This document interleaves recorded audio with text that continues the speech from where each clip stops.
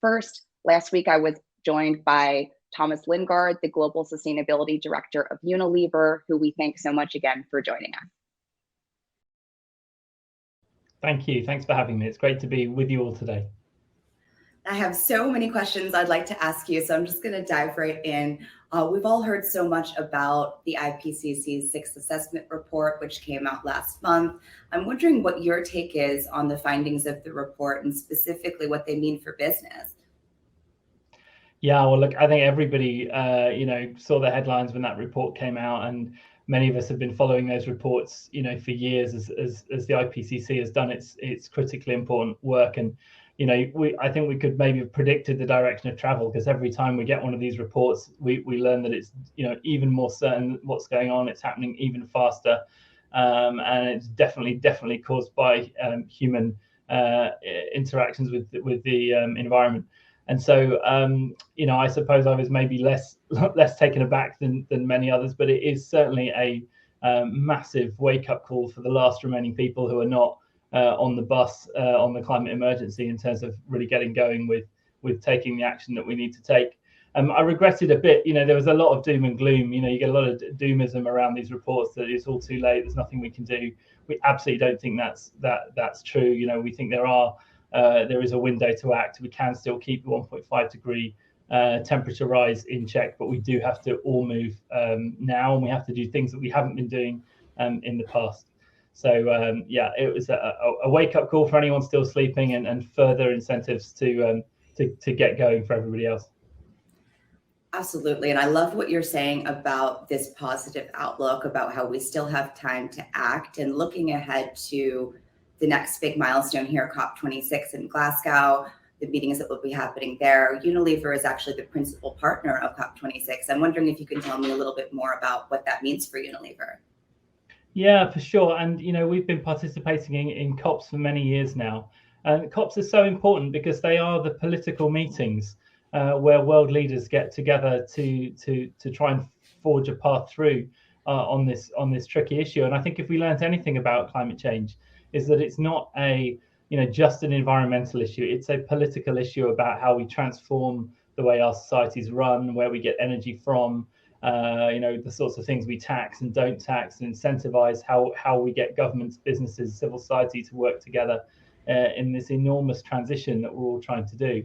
So, COPs are really unique as a place that brings every country together, every country with an equal voice, whether you're a rich developed country or a small island state that's maybe extremely vulnerable to climate change. And I think we're learning more that this vulnerability is no longer just something that happens to poorer countries far away. This is a vulnerability that people in the US are experiencing now, and Europe are experiencing as the extreme weather starts to bite. So these are incredibly important political moments, and I think over the years the business and the politics has come closer together through the COPs. People have started to see that it's very difficult for governments to act in isolation. It's also very difficult for companies to act in isolation. Companies are increasingly prepared to make bold commitments, and you see increasing numbers of people coming forwards with net zero ambition and science-based targets, saying we really are going to do our best to achieve these dramatic reductions in emissions. But we can only do that if we get the kind of policy support from governments at a national and an international level. So our partnership with the UK presidency of COP26 is all about trying to further rally high ambition from businesses and from governments in the run-up to that COP. We're looking for countries to set, updated national climate plans, NDCs in the language, nationally determined contributions, as well as short-term milestones and the sorts of policies that will give some credibility to those plans as well, whether that's carbon pricing, phasing out fossil fuel subsidies, land use policies, and so on. So it's an incredibly important moment, and we're working very closely, as I say, with the UK presidency to make that as successful as it can be. Absolutely. I love, again, what you're saying about this synergy between business action and government action, and how those two can really come together to bring the movement forward that we really need right now. I'm wondering if you can tell us a little bit about what Unilever in particular is doing and what your plans are to cut your own emissions. Yeah, for sure. And, sustainability, we always say, begins at home. And for a long time, we've had programs in place around our own operational emissions. We set a goal. Most recent goal for that was in 2015. We said we would aim to reduce by 100% the emissions from our own operations by 2030. And that's not with any offsetting or anything. That's just by shifting energy sources from fossil fuel sources to renewable sources. We were delighted that last year we achieved that for our power consumption worldwide. So we now have 100% renewable grid electricity coming from renewable sources. And now our next big challenge is thermal energy, heat in our factories, where we're through a mixture of efficiency and biogenics and hydrogen pilots, even starting to look at how we might get to zero emissions from heat too. But of course, in a consumer goods business, and indeed in many businesses, the emissions are not so much in your own operations, but are up and downstream in the value chain. We have a long-standing target to try and halve the footprint of our products right across the value chain by 2030. We had a sort of a rocky start in the early 2010s, but we're making really good progress with that now. And last year, we also set a new target to achieve net zero emissions from all of our products by 2039. And we wanted to signal also that the importance of these long-term net zero signals in galvanizing action, in really shifting people's thinking that this is not just an incremental change you can do by shaving a little bit of emissions off each year. This is really about transformative thinking about how we re-engineer a business for a zero carbon world. We've done other things too. Our brands, particularly coming to the fore as this becomes more salient for consumers. We have a new €1 billion climate and nature fund that we've committed from our brands to invest in climate and nature solutions over the next decade that will both have meaningful impacts on climate and nature, but also be very visible to consumers. When they're in the supermarket or shopping online, it'll be clear what these brands are doing with that money to address deforestation, landscape restoration, wildlife protection, and even water preservation, all things linked to climate and nature. So we've got some great work coming there. And we've also made commitments around eliminating deforestation from our supply chains. That's a really tricky systemic issue for the consumer goods industry and anyone else using agricultural commodities. But we set a 2023 deadline for that, and we're doing great stuff across palm oil, tea, soy, cocoa supply chains, paper and board. And our sustainable sourcing colleagues are working tirelessly there to re-engineer supply chains using digital technologies for traceability, and really, just trying to make sure we know where everything's coming from and that we're convinced and assured that it's deforestation free. Well, thank you so much for that rundown, and congratulations on this renewable energy milestone. Great to learn more about what you all have planned for the road ahead.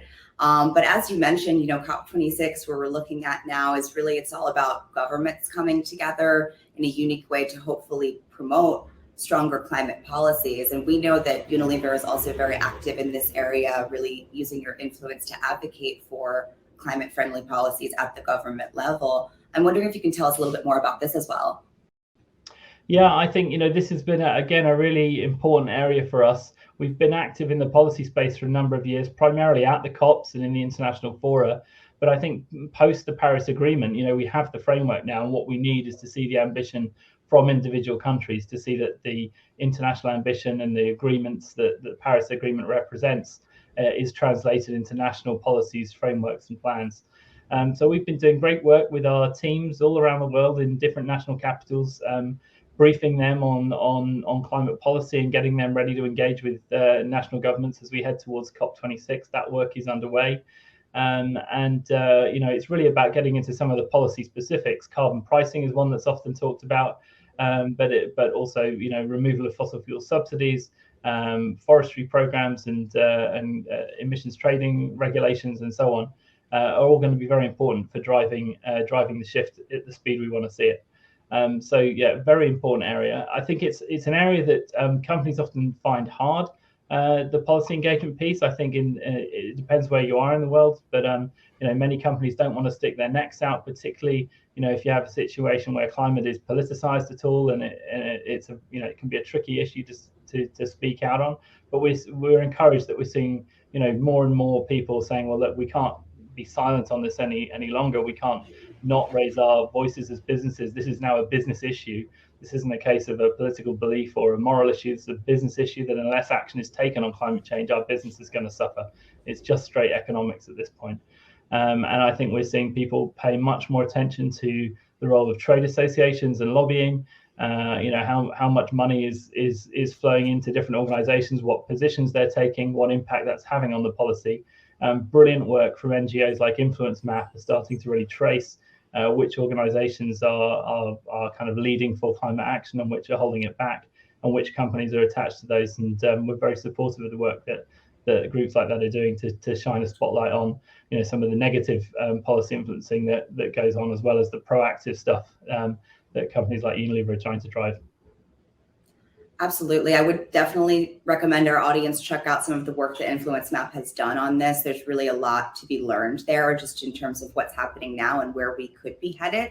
And I'm wondering, you did mention that this can be a kind of a tough area for businesses. I'm wondering if you have any advice for business leaders that may also be looking to really leverage the influence of their companies to push stronger climate action policies forward. Yeah, well, one of the things that I think, in boardrooms, you sometimes hear that people are saying, well, what are the shareholders going to say? What are the investors going to say if I, start going down this track? We wanted to make sure that we had a pretty good sense that our investors were behind us. But, there's this big trend for these sort of advisory votes at AGMs, at annual general meetings now on climate transition plans. And we wanted to be a bit ahead of the trend on that. So in May this year, we submitted a Unilever climate transition action plan to our shareholders. We talked about everything that we've talked about just now, the stuff we're doing in our operations, through our value chain, our brands, and our policy influence, and how we wanted to drive that through our sort of policy engagement. And we set that all out and said, this is what we're going to do, yes or no. And we got an astonishing 99.59% approval in the votes cast. A resounding endorsement from our shareholders and investors that they support the direction we're going, and they support the kind of work that we're doing. And I think that if we needed it, that's an incredibly emboldening move for leaders in our own organization to know that the full spectrum of stakeholders have got our back in the work we're trying to do.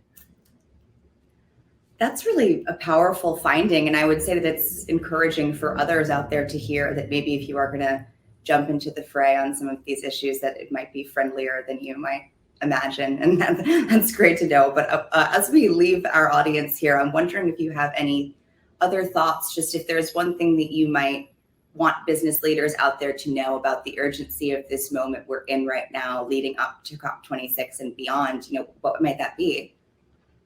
Well, look, I don't think you need me to stress the urgency. You just need to pick up a newspaper if you've got any questions about that.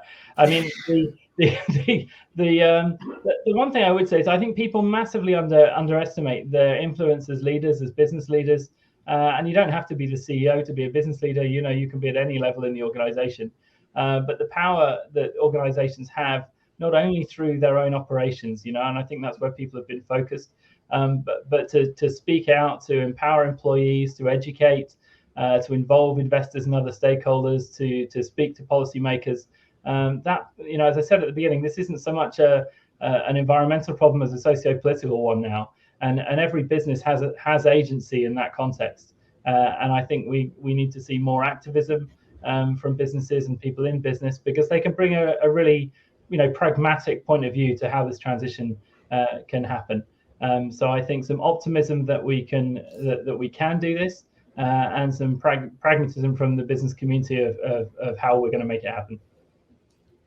That's great. Thank you so much. And great note to leave our audience here on. You don't have to be a CEO to be a leader, and you can really use your influence, and we can do this. So I think that that's so great. And thank you so much again, Thomas, for taking the time to be with us today. We really enjoyed hearing your perspective. My pleasure. Thank you so much for having me.